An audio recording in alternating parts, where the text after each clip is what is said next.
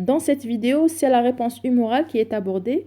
Nous verrons surtout l'activation et la différenciation des lymphocytes B. Vous le savez, les lymphocytes T et lymphocytes B sont activés et se différencient au niveau des organes lymphoïdes périphériques. Dans cette vidéo, on parlera uniquement du ganglion lymphatique pour faciliter la compréhension de tous ces mécanismes. Le lymphocyte B, naïf, lorsqu'il sort de la rate, il rejoint la zone B. Ici, vous le voyez sur l'image, c'est un ganglion lymphatique. Il rejoint sa zone B, c'est-à-dire les follicules représentés ici en bleu, via le sang. Alors, vous voyez la flèche bleue. Il rejoint donc la zone B du ganglion lymphatique via le sang.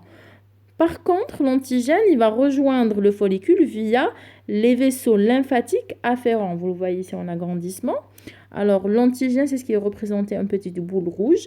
Il arrive, s'il est de petite taille, seul, soluble, ou alors, s'il est de grande taille, il va être lié soit à l'anticorps, comme vous le voyez, ou alors lié au récepteur du complément, qui est exprimé par une cellule, par exemple ici, le macrophage. Mais dans tous les cas, cet antigène n'a pas été apprêté par une cellule dendritique, il est natif, il n'est pas touché. D'ailleurs, c'est une condition pour qu'il soit reconnu par le lymphocyte B. Et il arrive enfin, vous voyez sur la gauche, au niveau du follicule, où il va être reconnu par son lymphocyte B spécifique. Le lymphocyte B, lorsqu'il arrive au niveau de la zone B, c'est-à-dire au niveau du follicule, s'il ne retrouve pas son antigène spécifique, il va ressortir. Il va passer par la médulla, ici en violet, et puis il va sortir par les vaisseaux lymphatiques efférents. Par contre, s'il rencontre son antigène au niveau du follicule, il va justement se lier. Alors, on aura une première liaison entre le BCR et l'antigène. Ceci va fournir un premier signal d'activation au lymphocyte B. Ce signal va permettre de capter l'antigène, de le dégrader et de l'exprimer en surface associée aux molécules CMH2.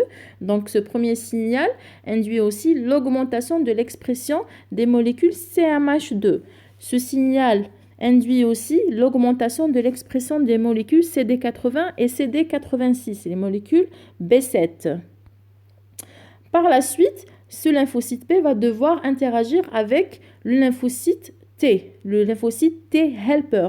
Il va donc aller chercher le lymphocyte T helper qui exprime le TCR spécifique pour le même antigène que lui. Donc, pour chercher ce lymphocyte T, le lymphocyte P va devoir sortir du follicule. Il va y aller en zone TB. Alors, la zone TB, en fait, il va être en zone T, mais plutôt vers la périphérie. Donc là, on est sorti du follicule, c'est la zone extrafolliculaire. Alors, il y a eu le premier signal. Ensuite, on est en zone extrafolliculaire, c'est la zone TB. Il va y avoir la rencontre avec le lymphocyte T-helper. Et la première liaison qui va s'établir, c'est normal, c'est la liaison entre le complexe CMH antigène exprimé par le lymphocyte B et le TCR spécifique du même antigène qui est exprimé par le lymphocyte T-helper. On aura une deuxième interaction, c'est celle qui a lieu entre les molécules de costimulation B7 exprimées par le lymphocyte B et CD28 exprimé par le lymphocyte T-helper.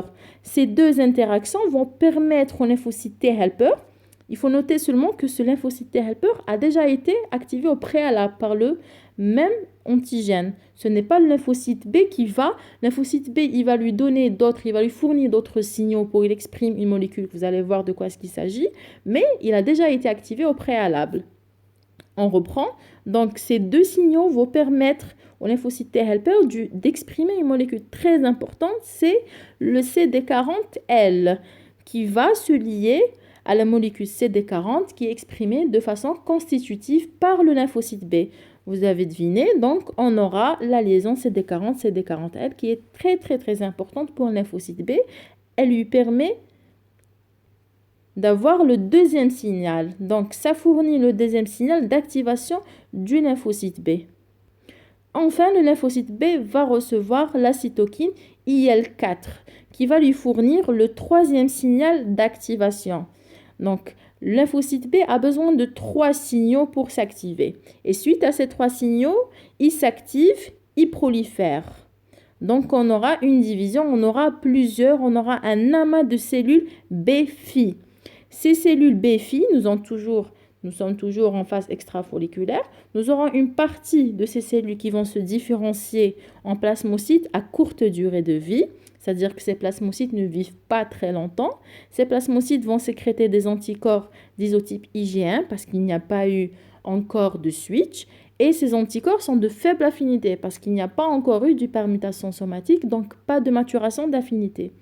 On aura une petite partie qui va plutôt, elle va pas se différencier cette partie, mais elle va rejoindre les follicules. Donc on aura une migration au niveau des follicules et c'est à partir de là que va débuter la phase folliculaire.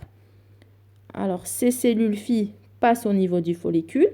Alors le follicule, à ce stade-là, il est dit primaire. Mais une fois que les cellules arrivent à l'intérieur et s'y prolifèrent, il va y avoir formation de centres germinatifs à l'intérieur.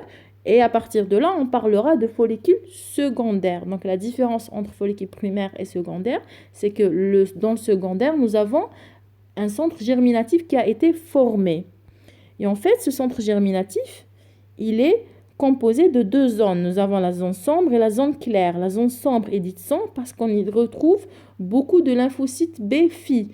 Pourquoi? Parce qu'il va y avoir une prolifération. Par contre, dans la zone claire, nous avons beaucoup moins de cellules. Donc de là, vous pouvez comprendre que ce ne sont pas toutes les cellules qui vont passer de la zone sombre à la zone claire. Parce qu'il y a en fait une apoptose, vous allez comprendre.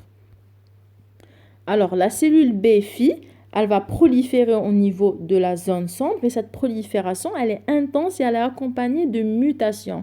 On parle d'hypermutation somatique. Et le but de ces hypermutations somatiques est d'induire une maturation d'affinité, c'est-à-dire une augmentation de l'affinité du PCR pour l'antigène spécifique. Mais en fait, ces mutations, elles sont hasardeuses. Donc, il se peut qu'on ait plutôt l'effet inverse. Il se peut qu'on diminue en affinité. Donc, il faut absolument tester ces BCR. Et ça se fait au niveau de la zone claire. Donc là, on passe à la zone claire où il va y avoir une sélection. On va regarder uniquement les lymphocytes B dont le BCR est devenu meilleur, dont le BCR a augmenté en affinité pour l'antigène. Donc, ce BCR porté par le lymphocyte B, il va être testé par une cellule dendritique folliculaire. La cellule dendritique folliculaire est totalement différente de la cellule dendritique que vous connaissez. Elle n'a pas d'ailleurs la même origine, elle ne provient pas de la moelle osseuse. En plus, cette cellule dendritique n'apprête pas, ne dégrade pas et n'exprime pas en surface associée au CMH les antigènes. En fait, elle va les exprimer sans les avoir captés. Donc, ces antigènes vont être exprimés, associés ou plutôt liés au récepteur du complément. Donc cet antigène reste tel quel. Cet antigène est natif et c'est nécessaire d'ailleurs. On va tester ces lymphocytes B. Si l'affinité est faible, on va retourner, la cellule B va retourner dans la zone sombre pour encore y subir des mutations. Et si toutefois cette affinité reste encore faible, il va y avoir apoptose. Par contre, si l'affinité devient meilleure, dans ce cas-là, le lymphocyte B reçoit un signal de survie et passe à la prochaine étape. Et justement, dans cette étape suivante, il y a l'interaction avec le lymphocyte T helper folliculaire. C'est un lymphocyte T helper spécial qu'on retrouve uniquement dans les follicules. Il joue un rôle uniquement dans le centre germinatif. Il va y avoir un petit peu les interactions de tout à l'heure. Nous aurons donc la liaison entre le complexe CMH antigène et le TCR. Ensuite, la liaison entre les molécules de costimulation B7-CD28. Ensuite, nous aurons la liaison très très importante entre le CD40 et CD40L qui va fournir au lymphocyte B un signal de survie, mais aussi un signal de switch. Donc, on aura ce qu'on appelle une commutation de classe. En fait, c'est le changement d'isotype. On va passer de l'IgM à l'IgG ou l'IgA ou l'IgE. Et ce passage, ce choix de passage se fait en fonction des cytokines du milieu, les cytokines de différenciation. Par exemple, si on a du TGF dans le milieu, on va avoir plutôt de l'IgA. Si on a de l'IL4, on aura des IgE, etc. Donc, au final, la différenciation, elle nous donne quoi? Elle nous donne des plasmocytes à IgG. Ce sont des plasmocytes à longue durée de vie et ces IgG sont de meilleure affinité qu'au départ parce qu'il y a eu maturation d'affinité. On aura aussi des lymphocytes B mémoire AIgG. Là aussi, ces BCR, ces IgG membranaires ont une meilleure affinité. On aura aussi des plasmocytes et des lymphocytes B mémoire AIgM. Donc, au final, à l'issue de la phase folliculaire et extrafolliculaire, on aura quoi? On aura des plasmocytes à courte durée de vie et à longue durée de vie. Ces plasmocytes vont sécréter des anticorps. Au départ, on aura des IgM à faible affinité, mais par la suite, on aura des IgG essentiellement, mais on peut avoir aussi de l'IgE, on peut avoir de l'IgA. Et ces anticorps seront à forte affinité parce qu'on a eu une maturation d'affinité, on a eu des hypermutations somatiques. Par contre, le lymphocyte B, alors, le lymphocyte B, il a plutôt un rôle dans la réponse secondaire, puisqu'il porte des IgG qui sont de meilleure affinité. Ce lymphocyte B n'aura pas besoin en réponse secondaire d'une quantité importante d'antigènes qui va pour l'activer. Donc, en réponse secondaire, ce lymphocyte B mémoire va induire une réponse qui est rapide, qui est efficace et qui est intense. Alors ça, c'est la dernière diapositive. Nous avons parlé du lymphocyte B, comment est-ce qu'il s'active, comment est-ce qu'il se différencie, mais il ne faut pas oublier que les effecteurs de la réponse humorale, ce ne sont pas les lymphocytes B, mais plutôt les anticorps. Les anticorps vont agir soit par neutralisation, ou alors par activation du complément. Alors là, il s'agit uniquement des isotypes IgG et IgM. Il peut agir aussi par phagocytose, c'est l'opsonalisation pour l'IgG. Et la DCC, toujours pour l'IgG, c'est aussi de l'opsonisation.